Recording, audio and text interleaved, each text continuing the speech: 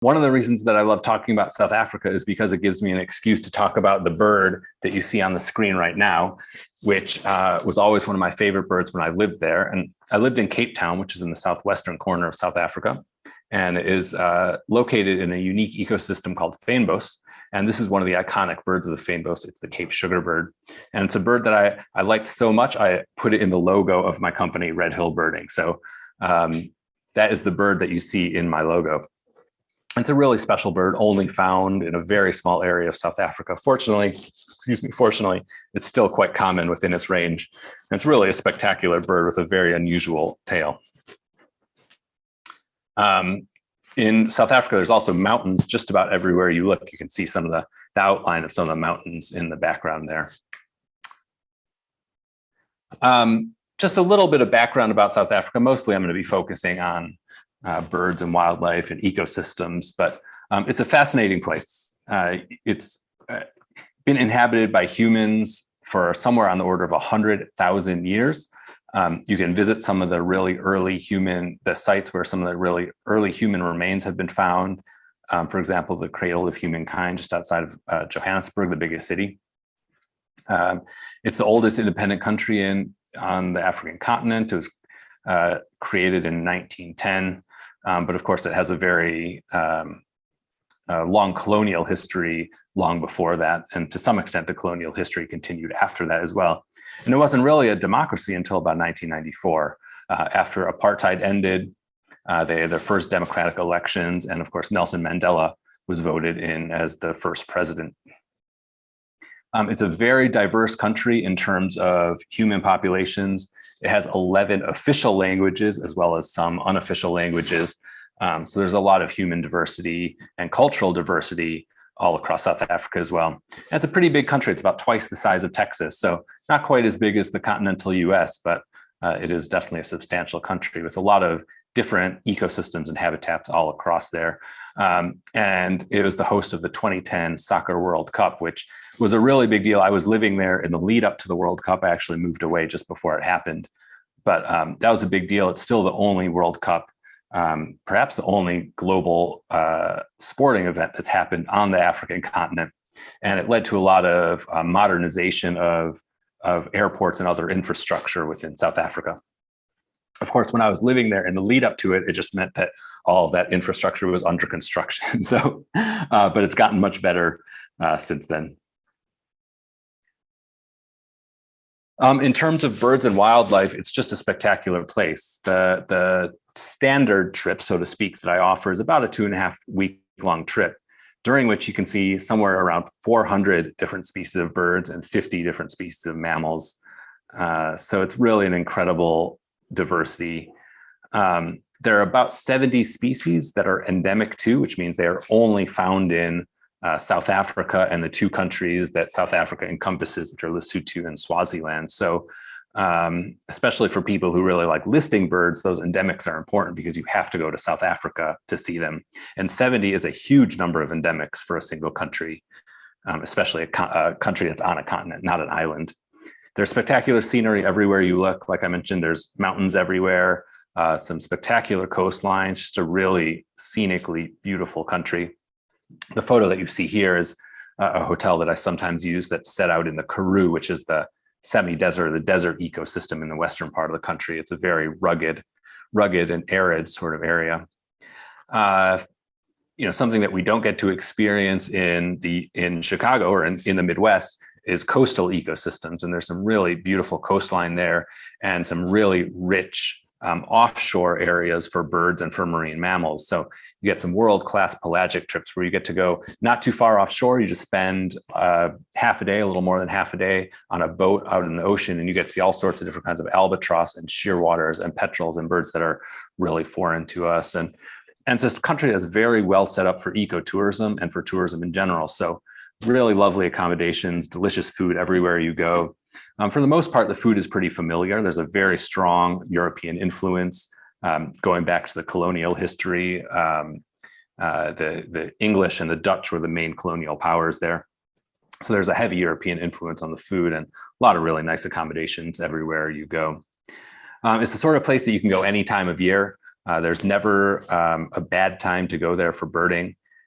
My favorite time is the late spring or early summer, but they're on the other side of they're on the southern hemisphere, the other side of the world. So their seasons are reversed from ours. So spring and summer there is sort of October through February, March. And the earlier part of that time is my favorite time to go. It's when breeding season is really getting going. So just like here, birds are singing, there's a lot of breeding activity, migrants are arriving. There's a lot of birds that migrate down both to breed in South Africa from further north in Africa. And there's also a bunch of birds that breed in Europe and Asia and spend the northern winter in South Africa. So that time of year, the southern summer is when there's the highest bird diversity as well.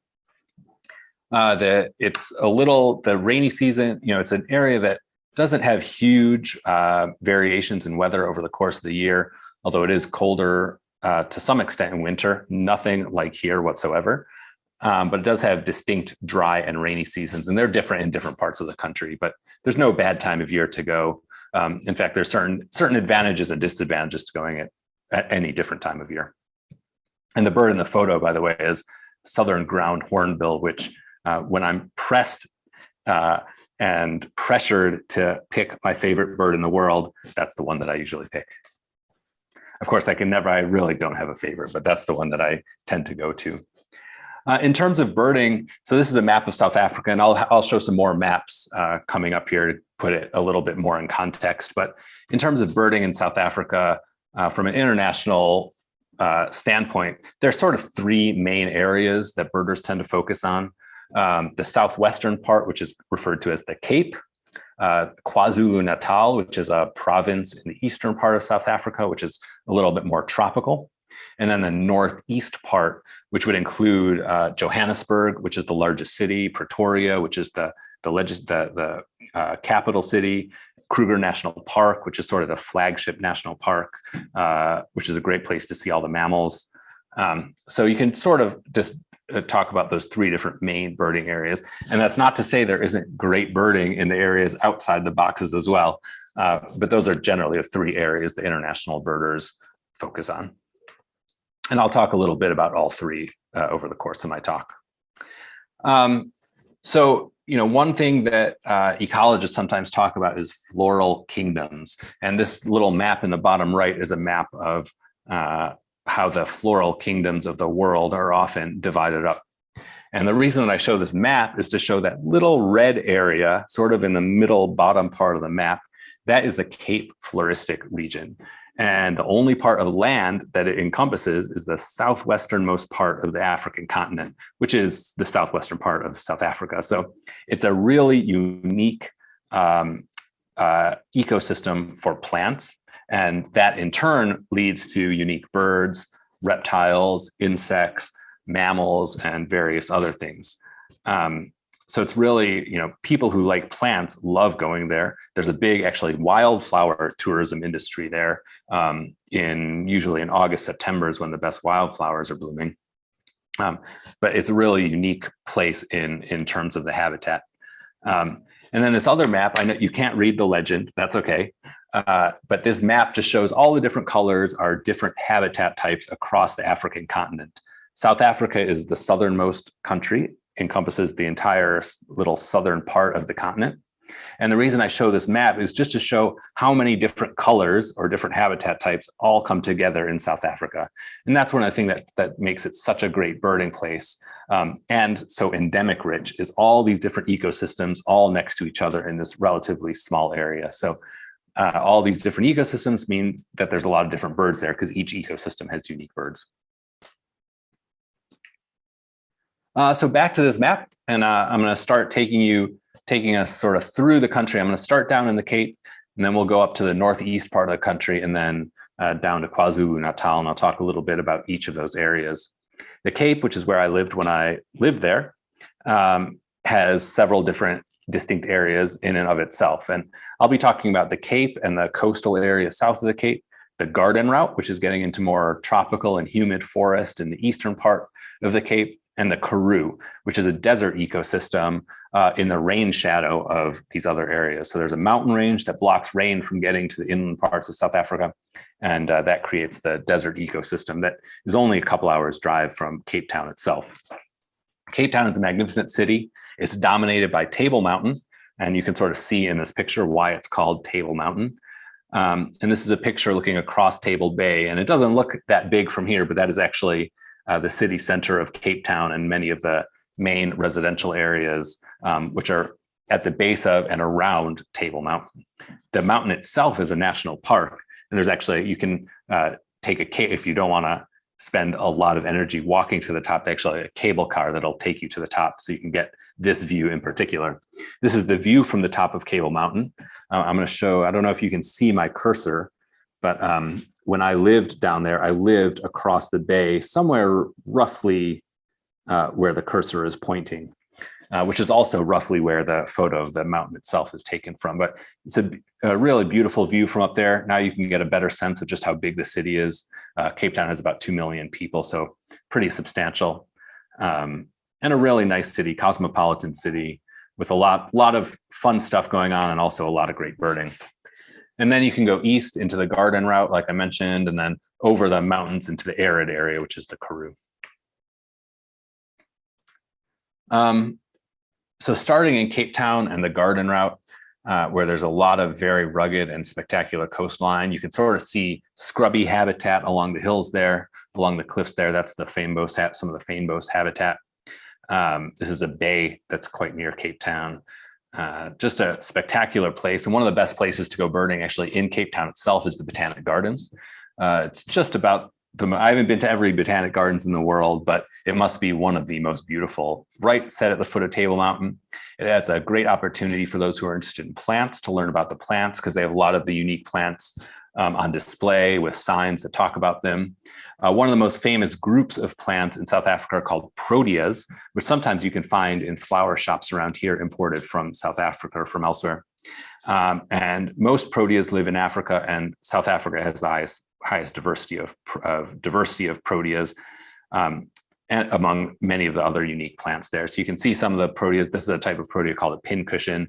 And then the birds, this bird happens to match the color of the protea. It's a Cape robin chat.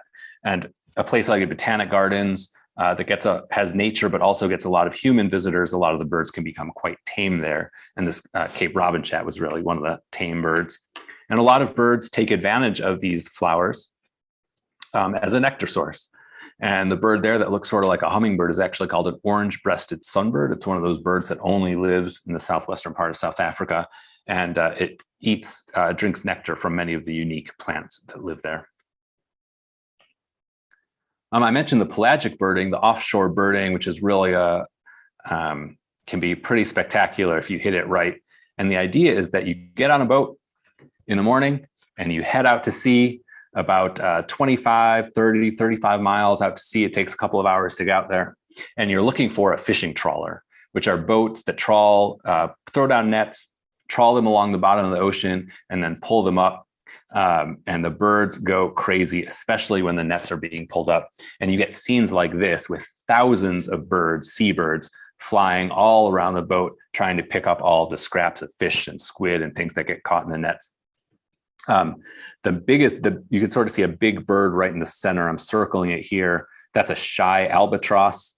Albatross, of course, are the birds with the biggest wingspans in the world. Shy albatross is the most common of the albatross out at sea there. But you can also see a kelp gull that I'm circling in the bottom left, a storm petrel, this little black guy in the middle that I'm circling, a bunch of gannets. I have a little video here, hopefully it'll work, that shows what the scene looks like and sounds like, just with these masses of thousands of birds flying around.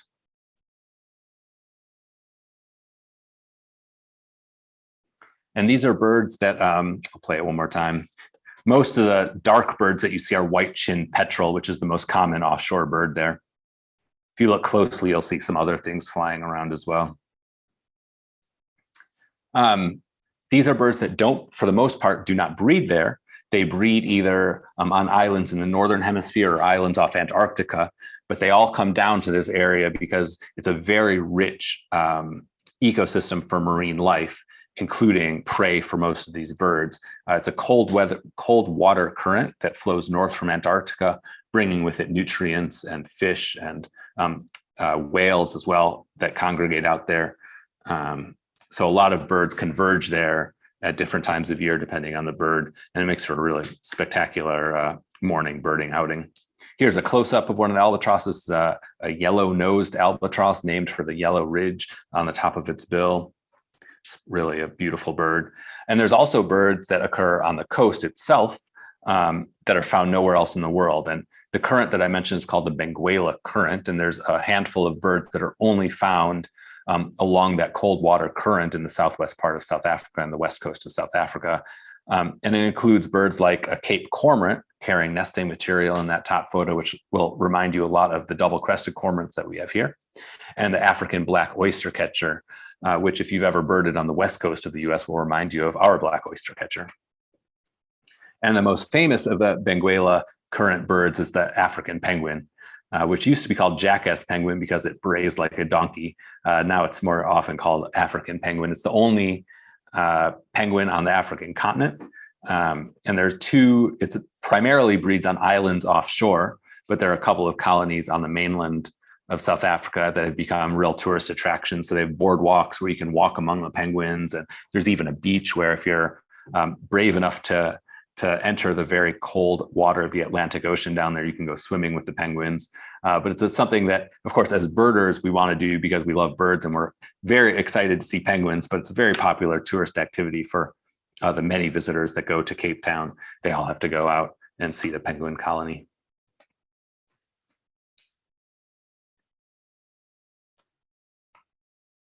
Oops, sorry, I skipped a few slides. There's also some other unique birds as you get out into more grassland ecosystem just outside of Cape Town. These are a couple of beautiful black and white birds that are only found in South Africa. The one on the top left is a black harrier, which is related to our northern harrier. But the bird on the bottom is not related to any birds that we have here. It's a bird that's, depending on where you are, it's we would call it a white-quilled bustard. Which is a ground-dwelling bird that makes a very loud call. And both of these birds are actually endangered now because that sort of grassland habitat that they like has been converted to agriculture so extensively that they only hang on in a few pockets of good habitat, which fortunately you can actually go out and see them pretty regularly if you get out to the right areas. And there's wetlands all around Cape Town, especially artificial wetlands. And a lot of people are very surprised to learn that there's flamingos in that area because it's not a tropical sort of place at all. But flamingos do very well in the wetlands around Cape Town. This is a group of greater flamingos that are all have their heads down feeding, actually in a local sewage lagoon there. If you ever traveled around birding, you know that sewage lagoons are often very good places for birding. And Cape Town has one of the best anywhere in the world. And you can go there and usually find greater flamingos and sometimes a few lesser flamingos mixed in. As you head further along the coast, you get a chance to see another one of the really unique birds in South Africa, the rock jumper. There's two species of rock jumpers in the world. They both only occur in South Africa, one in the Cape and one in the eastern part. The one in the Cape is appropriately called Cape rock jumper. And this is one of the popular places to go and see it. And I love this sign. If you look at the sign in the top, it says private properties, no access to sea, but birders, hikers, and cyclists are welcome. So they know that birders like going there, especially to look for the Cape rock jumper. And it's a beautiful coastal trail. It's really nice to feel welcome while you're birding in a place like that. This is the actual trail that you walk on. It's a dirt road, gravel road, right at the base of the mountains. You can't see it, but the ocean is just off to your right. It's a spectacular setting for birding. And as the name rock jumper implies, it really likes rocky habitat. So you can see in the habitat shot, all the rocks there, and then you can see the individual in the bottom sitting on a rock, which is what they so often do. They're very social birds. They go around in family groups.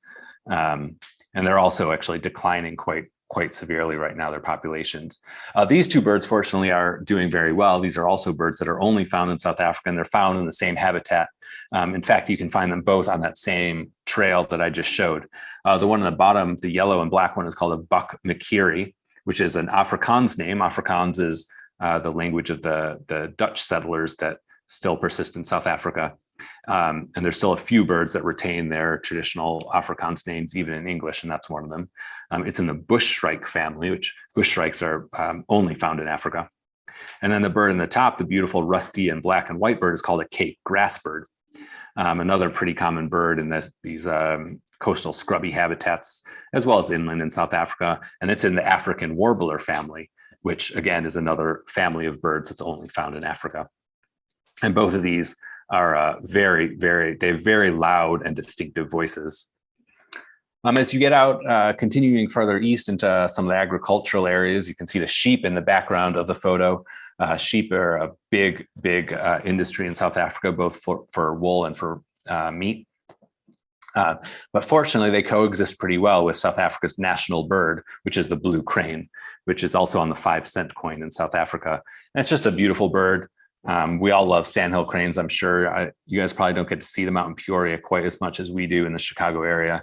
But blue crane is another bird that's only found in Southern Africa. And it was a bird that has a really wonderful conservation story, sort of like our sandhill crane does, where it was hunted quite a lot, especially by farmers who thought that they brought diseases to their livestock, in particular ostrich, because that's a big ostrich farming area. But now that there's a big education campaign that went on in the 70s, 80s, and 90s,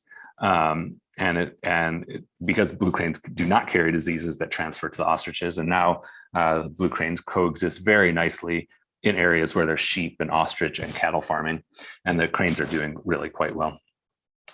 A couple more birds that you can find out in the grasslands of Cape Town. The bird on the top left is called a Cape longclaw. It may remind you of a meadowlark. It is actually very similar looking to our meadowlarks, but it's not related to them at all. It's actually our meadowlarks are related to blackbirds and orioles. Longclaws are related to pipits. And then the bird in the bottom right, which is a long-billed lark, or specifically a gullus long-billed lark, which is only found in a very tiny area of agricultural lands out in southwestern South Africa. And in Illinois, and in fact, in all of North America, we have one species of lark, and that's horned lark, that you might see as you're driving around out in the agricultural areas, even in northern Illinois. In South Africa, you can see over 20 different species of larks on a single birding trip. So, and all of them are brown. They're the sort of bird that birding guides like me really like, because they sound cool, and there's these subtle differences, and a lot of them are only found in very small places. But it can be a challenge to get other people really interested in them, because they all tend to be quite similar looking. And everywhere you go in South Africa, you're going to find interesting mammals. Even when you're out at sea, you'll see Cape fur seals. You might come across dolphins and whales. But on land, it's when you really see a lot of the animals that Africa is famous for. And even though in the Cape, you don't tend not to come across some of the big megafauna, the elephants and giraffes, you do find other interesting ones, like an antelope called a bantabak, or a little mongoose, like the yellow mongoose down in the bottom photo. I should mention, one thing that I didn't mention is that all of these photos I took while I've been guiding in these places. So the photography is absolutely tremendous there. Not just the birds, but of course the mammals and all the other critters as well. As you get into more forested habitats, that's me in my much younger days, probably not too long after I moved to South Africa at a B&B that we used to use on our tours. Unfortunately, they sold it and moved away. But I'm actually hand feeding a bird called a fork-tailed drongo. You can just see the black bird on my hand. Bird feeding is not big in South Africa at all, in part because there are monkeys and baboons everywhere, and they just sort of take over. If you try to feed birds, the baboons and monkeys come and eat all the seed, chase away all the birds, and generally cause a lot of havoc. But this one B&B has sort of figured it out. And one thing that they like to feed to the birds is cheese. And I actually have a handful of shredded cheese that the drongo is eating. And then the other bird in the bottom photo is a real tiny little bird called a sweet waxbill. And the bird that region, the garden route, is most famous for is this guy, which is called a Knysna turako. It's a pretty big bird, almost the size of a crow, but you can see the spectacular colors. I don't think I have a photo of it flying, but when it flies, its wings are actually bright red. So it's really an absolutely stunning bird, and it has an extraordinary loud and raucous voice that carries through the forest. Actually, here's I guess I do have a video. I think it's going to take off. So this is a fruit feeder in the same place. Here's a turako that took a bite of apple that had been cut up that morning. And there it goes. You get a flash of that bright red in the wings. And that's just, the feeders are just a few feet from the balcony. So I just took that video with my phone a couple of years ago. And then as you go over the mountains, you get into the more arid region, and it's a very rugged, mountainous, canyon-filled, rocky sort of area. This is in one of the mountain passes that you drive through, and you get into the Karoo, which is the semi-desert.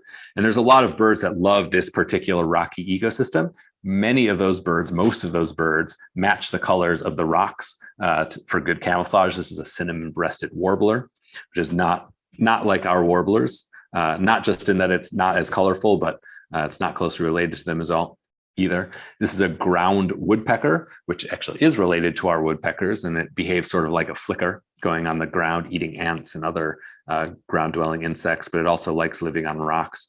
And it doesn't actually, unlike our woodpeckers, which excavate nest cavities in trees, this guy finds cavities within boulders to nest or within rocks. And there's a raptor that loves rocky habitats as well, called the Verreaux's eagle, which nests on cliffs out in the Karoo ecosystem. And it feeds primarily on, well, I'll get to that in a little bit, but it feeds primarily on one particular mammal that is also found out there. Here are a couple other unique birds to the Karoo. That's a Namaqua sand grouse on the top left. They look sort of like doves. A pale chanting goshawk, which is the bird of prey on the right. And the real little guy that looks sort of like a gnatcatcher is a fairy flycatcher, which is another bird in a not closely related to anything else, but it's only found in these desert ecosystems in South Africa. And then you get into some of these other animals, like zebra, but this is not the typical zebra that you see on the safari. This is a zebra that only lives in these dry, rocky habitats. It's called a Cape Mountain zebra. And I think it's actually more beautiful than the typical zebra because it has really stark black and white stripes, unlike the typical zebra that has a lot of brown mixed in as well. So we've done sort of a loop down in the Southwest. Now I'm going to take us up to the Northeast. Usually you'll fly from Cape Town or from one of the other cities in the Cape up to Johannesburg or to Kruger National Park.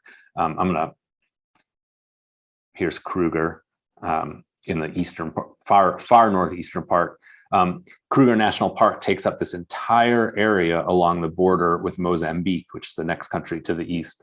So it's a huge, huge national park with very substantial populations of elephants and lions and leopards and giraffes and rhinos, many of the animals that Africa is so famous for. Before we get into Kruger, we're going to start in a habitat called the Highveld, which is high elevation grasslands. It's really a lovely area. It's an area that's not touristy at all. It's not visited by international tourists except birders, but it's really spectacular. And one of the animals that they have there are meerkats, which were made famous on an Animal Planet show a few years ago called Meerkat Manor, but they're just adorable. They are related to mongooses. You can see a family group in that top photo. They're out in the early morning catching some sun because it can get quite cold there. This is a broader view of what that habitat looks like. Many birders go and stay in this real small town called Vakkerstrom, and there's a few little B&Bs and hotels there that are set up specifically for birding because it is really a famous birding area. But it's a very open habitat. Historically, it was just grassland with some shrubby areas and forests within the valleys and along rivers. But one thing that people have done as humans have moved in is put up fences, especially to keep cattle in. It's a big cattle raising area. And those fences and fence posts can be quite convenient while you're birding because birds like to perch on them. It's still a habitat that is largely absent of trees. So the birds take advantage of having these fence posts and fences to sit on and sing from and display from. So they are quite convenient. The bird in the top left is a long-tailed widow bird, and the bird in the bottom is a sentinel rock thrush. It's another area with a lot of larks. I mentioned the larks earlier, all these little brown birds that look very similar that hang out in grassland habitats, but there are a few that are only found in this area and that have become quite endangered because of the extensive cattle grazing.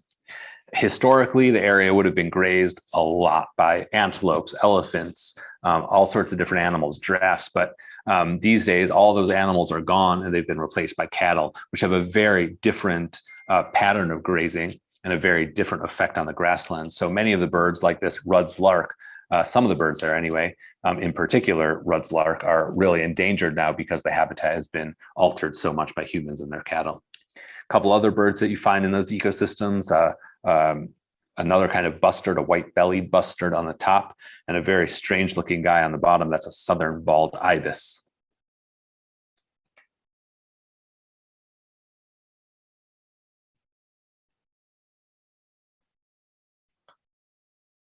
Sorry, something's happening. Skipping ahead. Here's a scene of us. You can see the cattle. When we go to Vakkerstrom, I always there's a couple of really great local guides there that take you around. They know where all the birds like Rudd's lark and white-bellied bustard are hanging out. So they take you around. This is Norman and Kube, who's one of the local guides there. Has become a good friend of mine over the years with a group. These are 3 people from California who I took around there a few years ago. And you can see we're birding out in the middle of a cattle pasture. Another bird that's out in the grasslands there, which is one of the famous African birds, is secretary bird. They're actually pretty widespread in South Africa, but they need extensive grassland habitat. So they're widespread, but scarcely distributed. It's one of my favorite birds there because it's so unique. Has these crazy quills that come up. It goes around stomping on prey, on lizards, insects, snakes. It can even eat venomous snakes, stomps on them with its feet. And then you can sort of see in that bottom photo has these crazy, beautiful eyelashes, and almost looks like it's wearing makeup with the pink skin around its face. And then we go drop down in elevation. The area that I was just talking about is up around 5,000 to 6,000 feet in elevation. So you're up on a plateau with rolling hills and grassland. And then you drop down in elevation to get into Kruger National Park. Kruger Park itself is about the size of Connecticut. So it's a very, very large park, has some of the highest populations of wildlife anywhere on the African continent. There are places to stay both within the park and right around the edges. There are quite a few private nature reserves that border the park that make the whole ecosystem and protected area even larger. And it's just the sort of place where you could spend endless amounts of time. It's just spectacular. I love going there. I don't like leaving. The trip that I have, on a typical birding trip, you're there for 3 or 4 days, and you're really just scratching the surface. You can see most of the wildlife in that time, as well as many, many birds. It's the sort of place where you can see over 100 species of birds in a single day. But I'm taking a private trip there this summer, and we're actually going to be there for 6 nights, 7 days we'll have there, which is a little bit more of a little more adequate, is a more adequate amount of time because there's just so much to see. Here's a lion. They're very well camouflaged there out in the grasslands in the early morning. Great place to see lions. But there's also many interesting birds there, and I'll show more pictures of some wildlife photos of wildlife that I took there in a minute. But there's great birding there too. One of the birds that birders really want to see when they go there is this guy, brown-headed parrot, which I actually took right outside my room at one of the camps there. The areas with accommodations there are called rest camps. So I actually took this photo of brown-headed parrot right in one of the rest camps. I mentioned, this is the bird that I mentioned is just about my favorite bird in the world. It's called a southern ground hornbill. It's a turkey-sized bird that walks around in family groups, and they're voracious predators. They'll eat almost anything they come across. This one had caught a frog. Frogs tend to come out a lot more there after it rains. So it probably rained recently, but just a totally bizarre bird. And then birds like I mentioned around Kirstenbosch Botanic Gardens earlier, when you get into the rest camps there and the picnic sites, you're in fantastic native ecosystems, but the birds get really accustomed to people. And so you can get really good views of a lot of these really unusual birds that have become habituated. The top photo is a crested barbet, and the bottom is a greater blue-eared starling, which a lot of people say puts our starlings to shame. It's also the sort of place with rollers. Just about, almost everyone who comes back from safari comes back with photos of lilac-breasted roller. That's the bird on the bottom. It's really an iconic safari bird. But in South Africa, in the spring and summer, you get other kinds of rollers too, including European roller, which comes down as a migrant. They breed in Eastern Europe and Central Asia, and they migrate to Southern Africa for the northern winter. And so you get these resident lilac-breasted rollers mingling with the migrant European rollers at that time. Another thing that Kruger is really great for are birds of prey, especially because there's such extensive native ecosystems there and such a huge prey base. It's a great place to see raptors and other big birds that maybe don't occur as much outside of the park where they don't have as big patches of habitat. The bird on the top is a real small owl called pearl spotted owlet, which is related to our pygmy owls. And the bottom is martial eagle, which is one of the biggest of Africa's eagles. There's also a lot of vultures there. There's been some pretty well publicized declines in vulture populations around the world, especially in Africa and Asia. And a place like Kruger is critical for protecting populations of vultures because there's so much prey. There's such a healthy ecosystem of predators and prey of things like antelope and zebras and warthogs that are getting preyed on by hyenas and lions and leopards, that there's a lot of food, a lot of remains left over to support vulture populations. So there's actually 5 different kinds of vultures that you can see in the park. And if you get very lucky and you find a recent kill, sometimes you can even see all 5 at a single site. And there's also this fantastic raptor on the bottom that has almost no tail called a badalure. Looks a bit like a vulture with a bare skin on its face, but it's actually an eagle.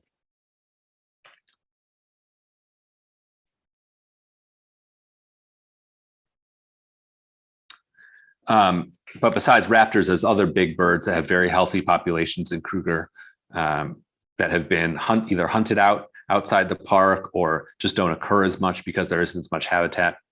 Cory bustard is a bird that sometimes isn't in the top. It's the heaviest flying bird, can weigh up to 45 pounds, a big male, but they don't occur too much outside protected areas anymore because of hunting pressure. So a place like Kruger is a very important place for their conservation. It's a great place to see them. I see them almost every trip I go.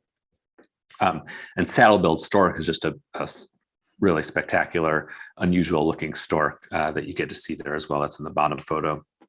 One more video. They have a series of blinds in Kruger, as they do in many national parks in Africa, actually. So you can get out of your car. Most of the time, you're not allowed out of your vehicle there, except in certain areas because of the animals. But some places there's blinds, and you're allowed to get out. And we just happened to go into this blind, and mostly we were birding. There's actually a wetlands right here, so we're seeing a lot of great birds. And next thing we know, we are completely surrounded by elephants. So we couldn't actually even leave the blind until the elephants had moved on. And that elephant is really just only a few feet away from us. So it's just a magnificent sort of experience to be in a place where this sort of thing can still happen. Of course, elephants can be very dangerous. You do need to be careful around them. These guys really, I'm taking a selfie, it's true. Yeah, maybe not paying as much attention as I should have, but when they're feeding like that, they're pretty calm. They know that we're there. They can certainly smell us if they can't see us, but they were pretty calm and relaxed. And it's just, elephant's my favorite animal, so getting a chance to get that close to them is incredible. And you see elephants every day there. Very big elephant populations in Kruger, and you pretty much can't go a day without seeing them. And there's a lot of the other big animals there too. Rhinos still have a healthy population in Kruger, even though they've been, there's really a lot of poaching that's been going on over the last 10 or 20 years for sending the horn to Asia as a sort of medicine. And Kruger is not immune to that. It's a huge place. It has a border, it shares a border with Zimbabwe and Mozambique. So it's unfortunately, it's an area that poachers have focused on. But you do still fortunately get to see rhinos quite frequently there. These are white rhinos. Black rhino is much rarer there. But it's really a cool place, really good place to see rhinos. And you also see a lot of Cape buffalo.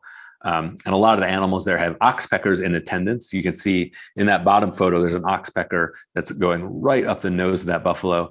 Oxpeckers are birds. They're distantly related to starlings, and they primarily live on animals, picking parasites off them.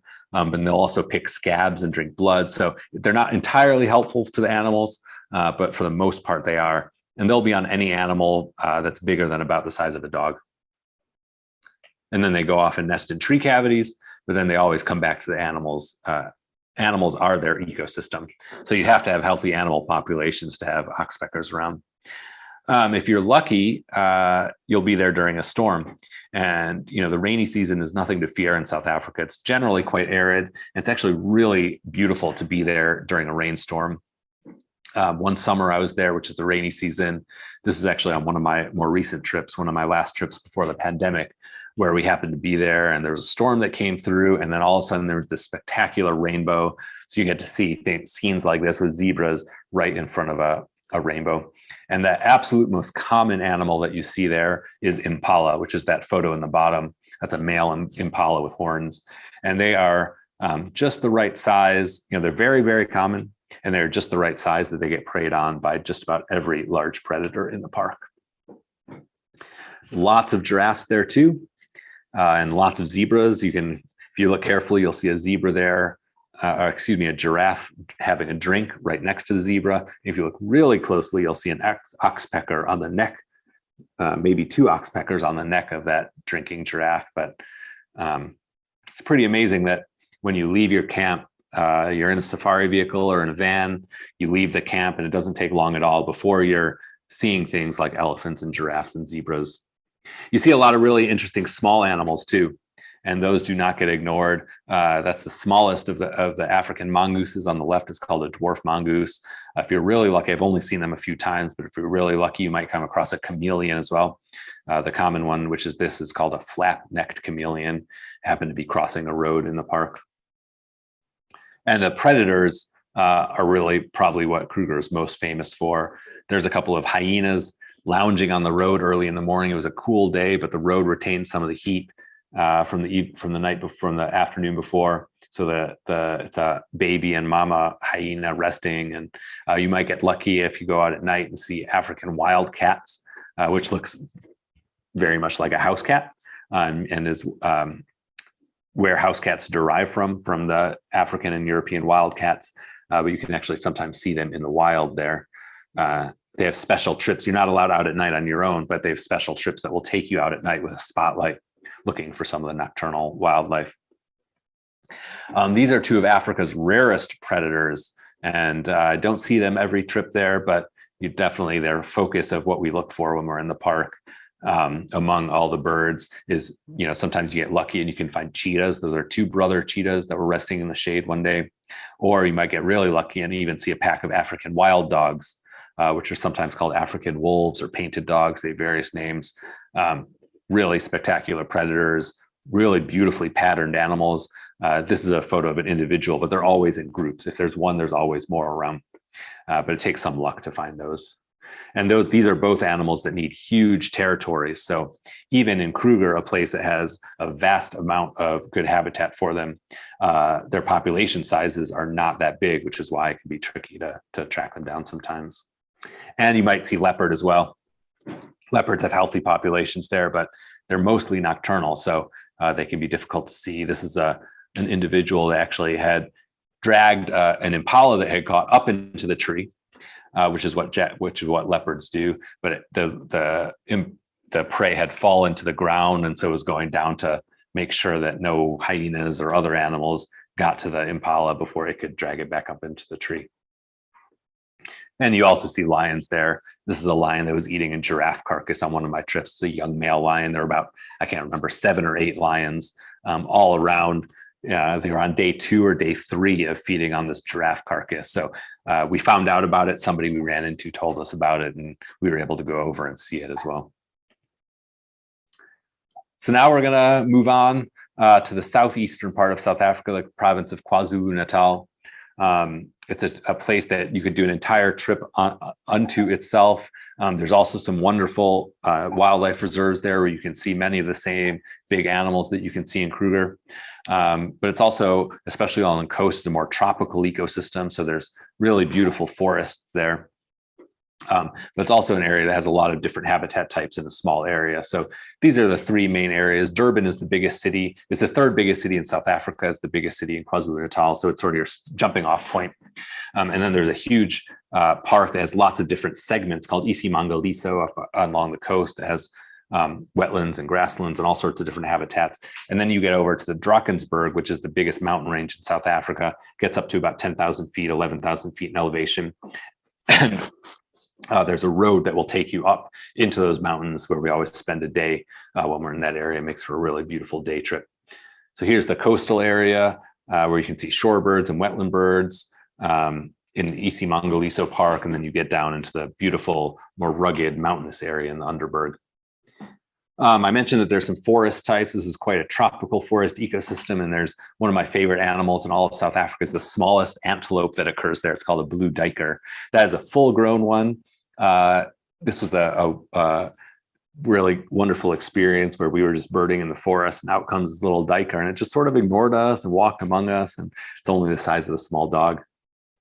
But it goes around picking fruits and leaves off the forest floor. There we go. If you're ever in these reserves and you get out of your car, in the few places that you're allowed to get out, you might see a sign like in the top left. It's a caution sign, and you of course have to be cautious because there could be elephants, rhinos, leopards, crocodiles, hyenas, hippos, and any number of other things. So you do have to be very, very careful when you get out of the car in any area that's not fenced.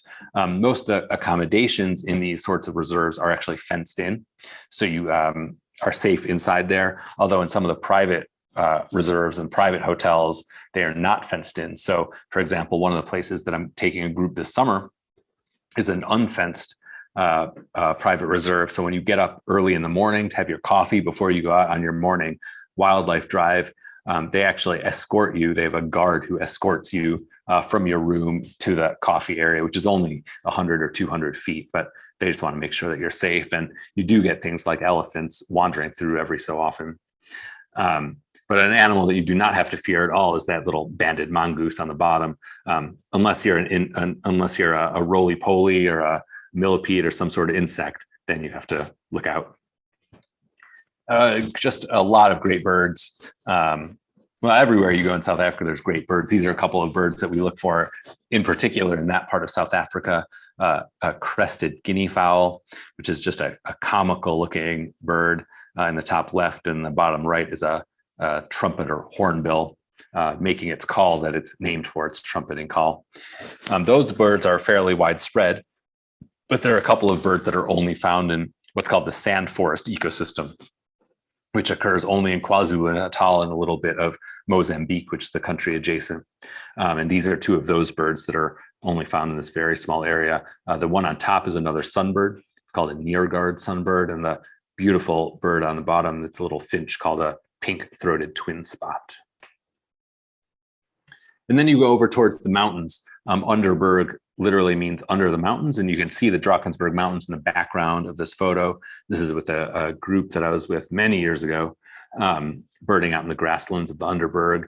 But the area that I really love there is when you get up into the mountains, into the Drakensberg. It's just spectacular scenery, and there's a lot of great birds there, a lot of great animals. The bird in the upper photo is called a lammergeier, or a bearded vulture. Like other vultures, it only eats things that are dead, but it actually has a very unique way of feeding sometimes, where it'll eat bone marrow by gathering a bone after all the meat has been eaten, flying up into the air and dropping it onto a rock, breaking open the bone, and it'll go and pick out the bone marrow. And they sometimes eat shards of the bone as well. But they're like most vultures, they only eat things that are already dead. But the little guys on the bottom, those are called sloggets, ice rats, that you see running around there, sort of like pikas that you might see in the American West. Those are prey for many other birds of prey that live up there. Earlier in the talk, I mentioned Cape sugarbird, the bird in my company's logo, and Cape rockjumper. Well, each of those has a relative that lives in the Drakensberg Mountains. So this is the Drakensberg rockjumper and Gurney sugarbird, which only live in these mountains in the eastern part of South Africa. And so those are birds that we always want to see when we go there. And they're each one of those rockjumpers and sugarbirds are entire families of birds that are only found in Southern Africa. When you get up to the highest parts, when you get up to the top of the pass, you're at about 7,500 feet elevation, if I'm remembering right. And there's a little restaurant, hotel, bar there. So you have to stop and take your picture by the sign that says the highest pub in Africa. And they actually sometimes put out some bird seed where birds like Drakensberg siskins in that bottom photo gather. And, just like everywhere you go, when you're traveling, you meet people. This was one of the early times when I was up on the plateau, up high in Lesotho, and we're out birding, looking for, I can't remember, ashy tit or mountain pipit or one of the birds that we look for up there. And this guy comes up on his horseback, dressed in a traditional, sort of a traditional outfit of the herders there. They're herding people with his stick. He actually came up to me. He was on his way to the hotel because he needed to make a phone call. And he was riding his horse many miles just to the hotel because he had to make a phone call. He asked me if he could use my cell phone. Unfortunately, I did not have reception. We had a nice little talk. He actually let me ride his horse. Just one of those funny travel experiences that you sometimes have.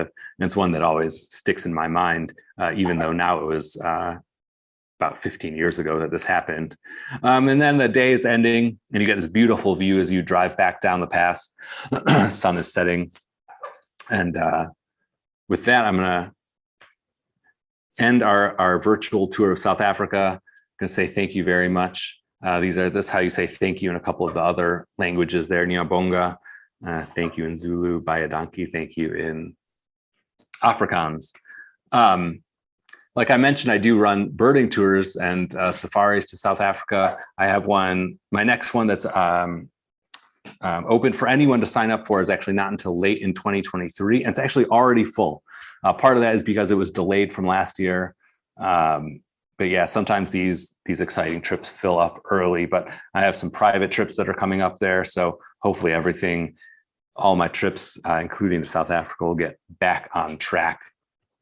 And I'll be able to run them. But I do have many other trips coming up that are closer to home. There's also some farther afield if you want to look at my website. But I started in the pandemic, one of the things I started doing was running weekend trips around Illinois. So you can check those out at redhillbirding.com/weekends. And you can also poke around the website. I do have a few trips later this year and early next year that still have space available on them. Places like Southeast Arizona, which is famous for its hummingbirds, and many other birds that you can only find there if you want to see them in the US. A migration trip to Hawk Ridge, which is Duluth, Minnesota. Another winter trip to Minnesota to look for things like great gray owl and ruffed grouse and other winter birds. And then if you want a different winter experience, something a little bit warmer, I have an annual trip to Florida in February. So you can check out my website, redhillbirding.com. Of course, I have a Facebook page, an Instagram page, which are both called Red Hill Birding. So you can follow us there to see what we're up to, see some some photos from some of our recent trips. I just got back from Costa Rica recently. A guy who I work with just had a group in Mexico and the Yucatan Peninsula. Another guy I work with just took a group to Hawaii. So I've been posting some photos of birds from those places. So you can find some of those on our social media. So thank you very much for listening. It's always a different experience doing this over Zoom, and I'm sure we're all looking forward to when we can get back and do this in person. But I thank you all for persevering and joining me here tonight. And I'm happy to answer any questions or talk about South Africa or any other bird topic that you would like to talk about. I've got a question that came up at a previous meeting. Maybe you can answer from your perspective of Red Hill Birding and then Sure. As the industry as a whole. For people that have certain limitations or requirements for both physically and or dietetic limitations or desires, how do you guys handle that sort of thing in terms of descriptions and personal contact versus, and how does the industry as a whole address those things? As people age and have more time, they may have desires in those areas. Yeah, that's always a challenge. Dietary restrictions are something that you can almost always handle pretty easily. It can be a little trickier in places like, they're easily handled in the US and in places that get a lot of tourists. Some places it can be a little trickier, but in South Africa, it's usually not a problem. If they can even usually handle things like gluten-free diets, vegetarian diets, or if you can't eat certain things. The physical limitations. If you do have physical limitations, you really should reach out to whoever is organizing the trip and see what they should always know what the physical requirements are. Some trips are, like the South Africa trip, is actually very, very easy from a physical standpoint. Most of it is road-based. A lot of it is even from a vehicle.